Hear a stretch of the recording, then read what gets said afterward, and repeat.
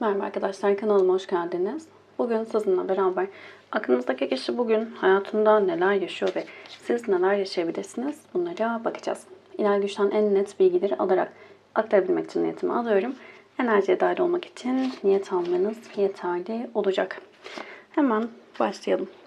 Öncelikle aklınızdaki kişi bugün hayatında neler yaşayacak bunlara bakalım. Kurban metaforu olarak geliyor. Ruhsal uyanış, rahmani yönlerin açığa çıkması ve şeytani yönleriyle sınanmak dedi. Yıldız kartıyla beraber kadersel olarak şanslı zamanlama, dileğinin gerçekleşmesi, tuttuğunun altın olması, arzu ettiğine kavuşma şansı yakalamak. Esaret, engel, yorgunluk, kısıtlanmak, acı çekmek ve gizli düşmanlar dedi. Şimdi bugün enerjisine baktığımızda aslında aklınızdaki kişi hayatında elde etmek istediği, arzuladığı, o hayalini kurduğu her şey neyse o durum. Bununla ilgili önündeki engellerin farkına vardığı bir sürecin içerisinde diyebiliriz. Ruhsal bir uyanış içerisinde aklınızdaki kişi şu an enerjisinde. Şimdi ona karşı düşmanlık yapan ama bu zamana kadar fark etmediği enerjileri fark etmeye başladığı bir sürecin içerisinde. Şimdi bunun yanı sıra daha çok böyle sınandığı konularla kendini bulmaya başladı. Kendi iç dünyasındaki birçok şeyin farkına varmaya başladığı bir sürecin içerisinde olduğunu söyleyebiliriz. Güneş kartı ile beraber bu süreç onun aslında hem ruhsal olarak hem de yani dünyevi hayatında birçok şeyin değişmesi, dönüşmesi ve şifalanmasını sağlayacağı bir durum ortaya çıkaracak. Güzel enerjilerde ama bakıldığında onu zorlayan bir enerji var diyebiliriz görünürde. Şimdi ayrıntılı olarak bakarsak eğer güneş kartı yine geldi ve yüksek enerji olarak geldi bugünün enerjisinde. Şimdi güneş kartıyla beraber hayatında ciddi şekilde şifalanmaya başladığı bir sürecin içerisinde olduğunu söyleyebiliriz. Rumi der ki ruhun güneşi sonsuzdur, dünü yoktur.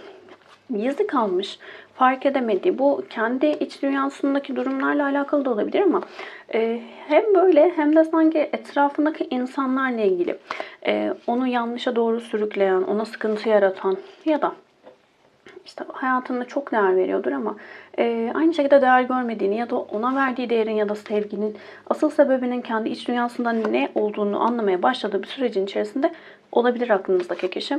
Şimdi bugün enerjisinde özellikle ayrılık, uzak düşme konularıyla ilgili ciddi bir sınanmanın içerisinde bu konularla ilgili bazı şeyleri netleştiriyor diyebiliriz.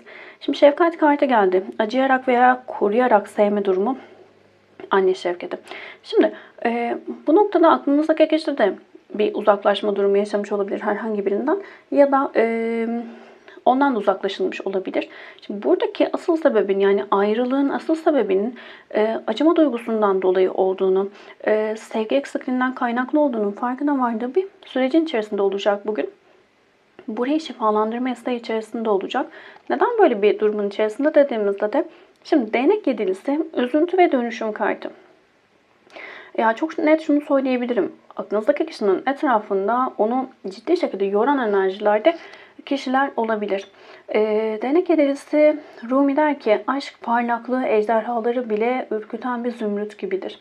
Şimdi bu noktada değnek yedilisi bize üçüncü kişilerin çıkardığı sorunlarla mücadele etme süreçlerinden bahseder. Üzüntü ve dönüşüm kartıyla yakın geçmişte ciddi şekilde üçüncü kişilerin çıkardığı sorunlardan kaynaklı bir ayrılık, işlerinde bozulma olabilir, ayrılık olabilir ya da çok güvendiği insanlardan aldığı darbeler olabilir. Bu süreçte ciddi bir üzüntü, acı çekme durumunun içerisinden geçtiğini ve değişip dönüştüğü bazı duygular, durumların olduğunu söylüyor aklınızdaki kişi bize. Ciddi bir yorucu süreçten geçmiş diyebiliriz bu aşamada. Yani aslında hepimizin zaman zaman yaşadığı şeyler ama bu kişi özellikle bu sınanmada, bu sınavda ruhsal olarak farkındalığının arttığı ve uyanışının gerçekleştiği bir sürecin içerisinde. Bu da genellikle yani her zaman için tabii ki söyleyemeyiz bunu ama genellikle insanlar ciddi bir zorlanma enerjisine doğru geçerler. O noktada bir şeyleri görmeye başlarlar. Tabii farkındalığı yüksek biri ise bunu ilk etapta anlayabilir. Farklı bir durum ama genele vurduğumuzda daha yüksek oranda insanlar daha çok böyle zorlandıkları Hani düştüm artık kalkamam, bittim ben dedikleri noktada aslında uyanışlarının gerçekleştiği ciddi bir atılım, sıçrama yaptıkları bir sürece doğru girmiş olurlar. Aklınızdaki kişinin de böyle bir durumun içerisinde olduğunu söyleyebiliriz. Konuşabilsem söyleyeceğim ama. Şimdi devam ediyorum hemen. Şimdi yakın gelecekte bu durum onun hayatına neler getirir dediğimizde, derneklerin padişahı amacına ulaştığında ve güzellikler yaşadığında kutla dedi. Değnek padişahı, değnek kralı bize sıcak, dürüst yaklaşımlardan bahseder ve bilgelikten bahseder artık. Şimdi aklınızdaki kişi bu zamana kadar çok böyle kontrolcü bir kişi olmuş olabilir. Duygularını çok göstermek istemeyen, hislerini aktarmayan ya da insanlara karşı güvenmeyip kendini koruyan, kollayan enerjilerde olmuş olabilir ama bu süreçte artık kime güvenmesi gerektiğini, kime nasıl davranması gerektiğinin farkına vardığı bir süreçte olacak. Çünkü burada duygularının ne olduğunu, yani hissettiği şeylerin gerçek duygu mu yoksa onun bilinçaltındaki başka kodlamalardan kaynaklı mı olduğunu anlamaya başladığı bir süreç olacak. Bu ne demek? Örneğin birine karşı çok fazla çekim enerjisi içerisindedir. Hemen güveniyordur mesela ama hep güvenle sınanıyordur. İşte aldatılıyordur, güvenmemesi gereken kişilere güvenmiş oluyordur. Buradaki durum illa ikili ilişki olarak yani sevgili gibi, partner gibi düşünmeyin. İş hayatında da olabilir, sosyal çevresinde de olabilir. Her alanda kendini gösterir. Aslında burada kişinin görmesi gereken şey kendi iç dünyasındaki güven probleminin olduğunu fark etmesi gerekiyordur. Güven problemi olduğu için bilinçaltı ona sürekli güvenilmemesi gereken kişileri karşısına çıkararak evet bak sen güvenmiyorsun ve sen haklısını bu kişiye yaşatmaya çalışır diyelim. Yani aslında çalışmak gibi değil ama çekim yasası aslında hangi frekanstaysanız bilinçaltınızda ne varsa hayatınıza o akar. O yüzden bilinçaltı yani her yasa her zaman işler. Sizin o yasayı bilip bilmemeniz, İnanıp inanmamanızın hiçbir önemi yoktur. Tabii ne olur siz farkındaysanız, bilirseniz her yasaları, yasaların nasıl çalıştığını anlarsanız hayatınızda bu şekilde daha kolaylaştırıcı şekilde harekete geçirebilirsiniz. Kendi lehinize kullanabilirsiniz yasaları. O yüzden bu noktada kendi iç dünyasındaki olan durumu yansıttığını fark edip burayı şifalandırmaya başladığı bir süreçte, örneğin güven problemi varsa ya da samimi ilişkiler kurmakta sorunlar çeken biri, birilerine güvendiğinde de bunun karşılığında negatif olarak alan biri ise bunun farkına vardığında, yani içsel dünyasında güven problemi olduğunun farkına vardığında, orayı şifalandırdığında zaten düşünce yapısı değişeceği için bilinçaltında güven oluşacağı için hayatın artık güvenilir insanları çekmeye başlayacağı bir süreç oluşacak. Ve bu yüzden de zaten artık daha samimi, daha güzel enerjilere doğru geçecek. Özellikle burada kontrol etmeyi, kendini kontrol edip gitmesi gereken ya da yaşanması gereken şeyleri durdurmak yerine, yavaşlatmak yerine gerektiği gibi davranmaya başladığı bir süreç oluşturacak. Umarım anlatabildim. Şimdi kartları alırken size nasıl yansıyor bu durum buna bakarken yasalar çok önemli, evrensel yasalar çok önemli. Burada yasaların nasıl işlediğini bilirseniz eğer çok kolay bir şekilde hayatınızda uygulayıp kendinize artılar sağlayabilirsiniz. Şimdi bunun yanı sıra bilinçaltını bilmek çok önemlidir. Bilinçaltınızda ne olduğunu anlamak çok önemlidir. Çünkü bunu da okumak niyetinde olan, anlamak niyetinde olan kişi için de çok kolay bir şekilde anlaşılabilir. Anlaşılabilir. Tamam. Nasıl? Örneğin siz hangi döngülerden geçiyorsunuz sürekli? İşte ilişkilerle ilgili diyelim sorun yaşıyorsunuz. İşte karşınıza çektiğiniz insan ya da ilişkinin içerisinde yaşadığınız sorun ne? Bazı insanlar vardır mesela, karşısındaki kişide de sorun yoktur. İlişkiye başlarlar. Çok güzel başlar ilişki. İşte yavaş yavaş ilerlemeye başlar ilişki. Resmileşme aşamasına doğru gelir. Bir anda işte çevreden kaynaklı bir şeyler olur. İşte çok farklı farklı maddi bir şeyler olur.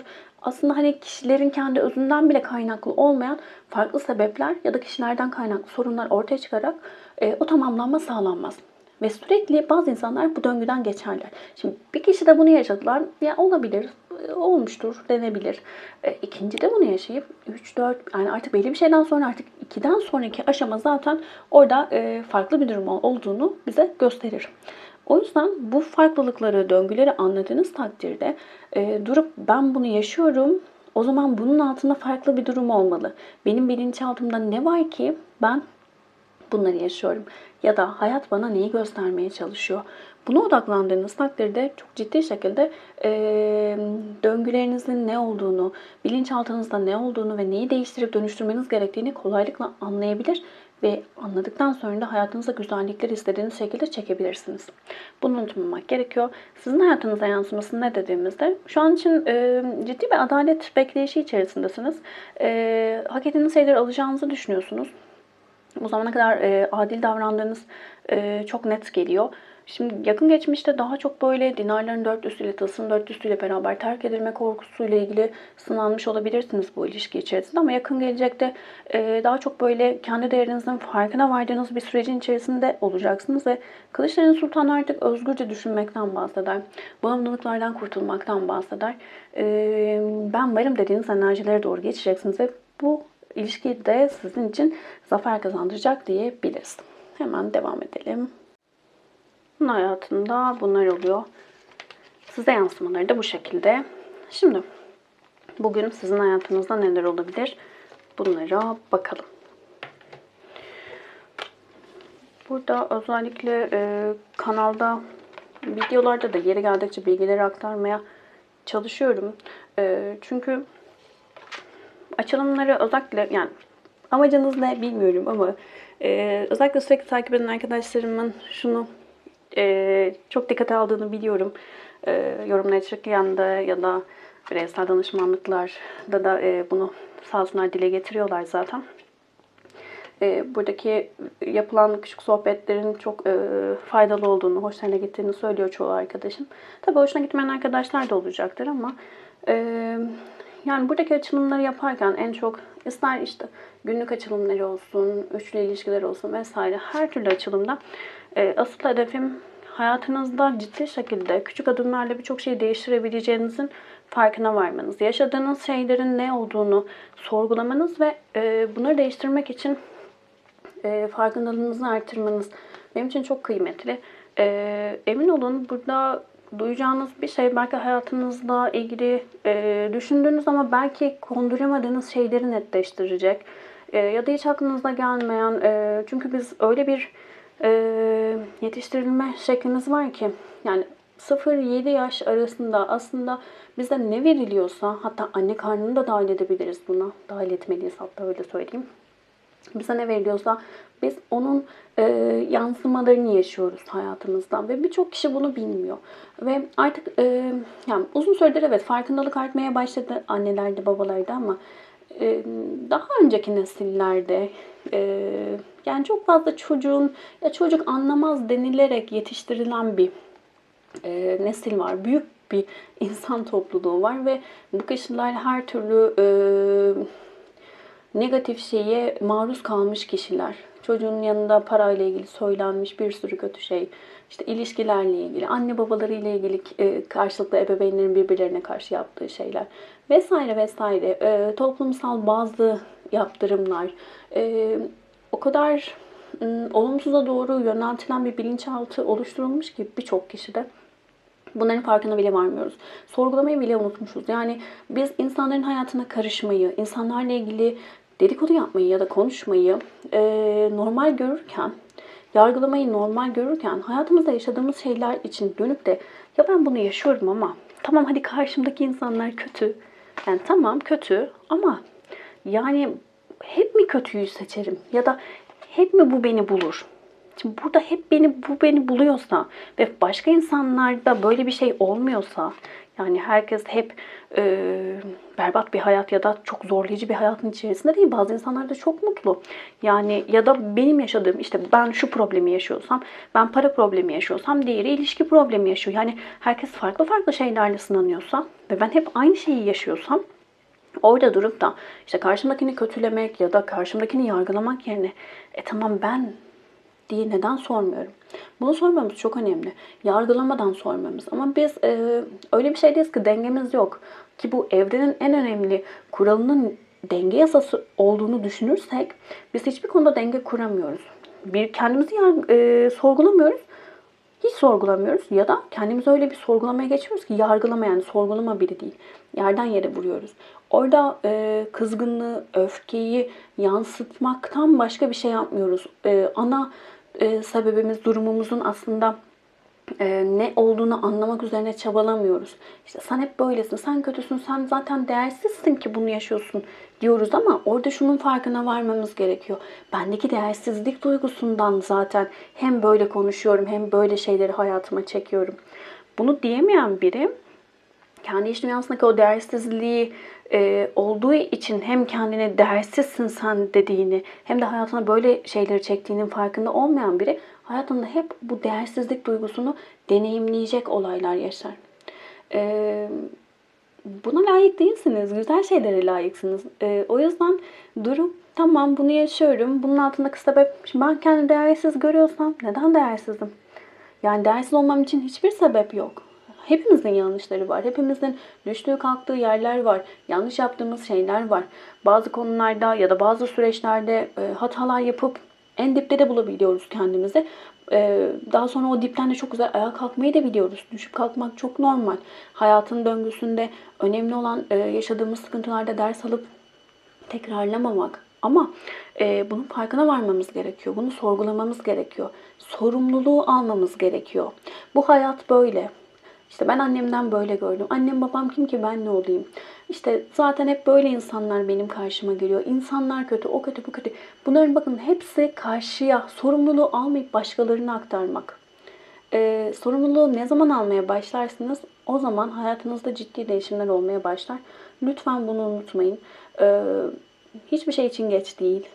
O yüzden erken de değil hiçbir şey için. Lütfen şu anın kıymetini bilerek hayatınızda istediğiniz şeyi yaratabilmek adına kendi iç dünyanıza dönün. Önce kendi iç dünyanızı değiştirip dönüştürün. İsteklerinizin nasıl hayatınıza geldiğini görün.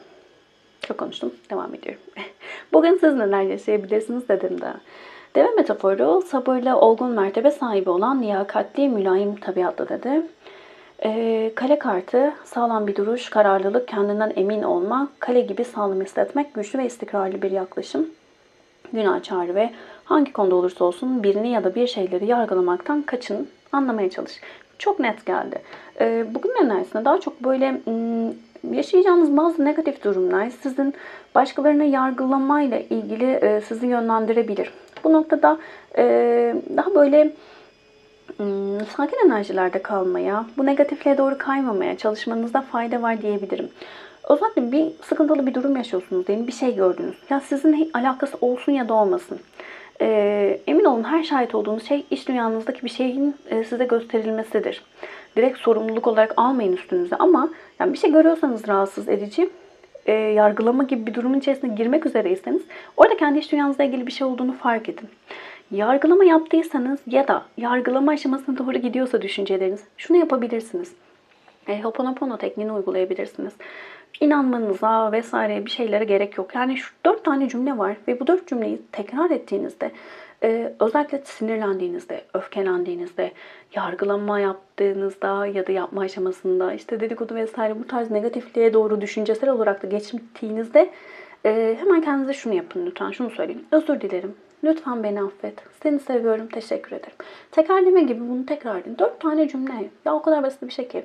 Bunu söylediğinizde hem ana dönmüş oluyorsunuz. Hem bilincinizde diyorsunuz ki ben farkındayım. Ben yaşadığımın, gördüğüm şeylerin, düşüncelerimin farkındayım. Ve bazı negatifliklerden dolayı da özür dilediğinizi düşünebilirsiniz. Bu bilinçli olduğunuz için teşekkür ettiğinizi düşünebilirsiniz. 4 tane cümleyi tekrar edin lütfen. Çok güzel etkilerini göreceksiniz. Bugün böyle bir etki görecek olursanız, yaşayacak olursanız negatif bir durum. Lütfen kendinizi bu şekilde enerjiyi pozitife doğru çevirip güzelliklerini görmeye başlayın diyebilirim. Sabırlı olmaya çalışın. Bugün enerjisini biraz sabırla sığınacağınız bir gün olabilir. Güçlü ve istikrarlı bir yaklaşım sergileyeceğiniz bir gün olacak. Bir süredir bu enerjilerde olabilirsiniz. Yani sabrettiğiniz, olgun davrandığınız, karşınızdaki insanlara saygılı olduğunuz olan biri olabilirsiniz zaten. Biraz bu konuda sizi zorlayabilirler ama lütfen o enerjinizi korumaya devam edin. Şimdi hüküm kartı ertelemek ve kararsızlık. Buraya bir kart alacağım. Hüküm kartı uyanışlardan bahseder bize. Kılıç ikilisi. Bazı konularda ikilemleriniz var. Kılıç ikilisi de güvenin kuşku ile zehirlenmesinden bahseder bize. Yani bazı konularda şüphelerden bahseder. Kararsız kaldığınız konularla ilgili sezgilerinize güvenmeniz gerekiyor. Bunun yanı sıra kendi iş dünyanızda bu ikilemin sebebini sormanız ya da araştırmanız gerekiyor diyebilirim. Çünkü burada aslında net olarak biliyorsunuz ne yapmanız gerektiğini ya da ruhunuz bunu biliyor ama şöyle bir durum var. Sizin o güvenli alanınızdan çıkış olduğu için, bilinçaltınızdaki o korkudan kaynaklı, yani hangi durum olduğunu siz bildiğiniz için bunun dışına çıkmak sizi korkutuyor. Korkuttuğu için de ertelemeyi tercih ediyorsunuz. Kararsızlık gibi geliyor ama yani burada korkularınızdan kaynaklı verdiğiniz kararlardan kolay caydığınız, dengesiz tutumlar sağladığınız, karamsarlık ya da kararsızlık içerisinde böyle gidip geldiğiniz enerjiler yaşayacak olabilirsiniz ama hüküm kartı uyanıştır. Hüküm kartı der ki tamam, artık yeniden doğuşu yaşıyorsun der. O yüzden çok güzel bir karttır.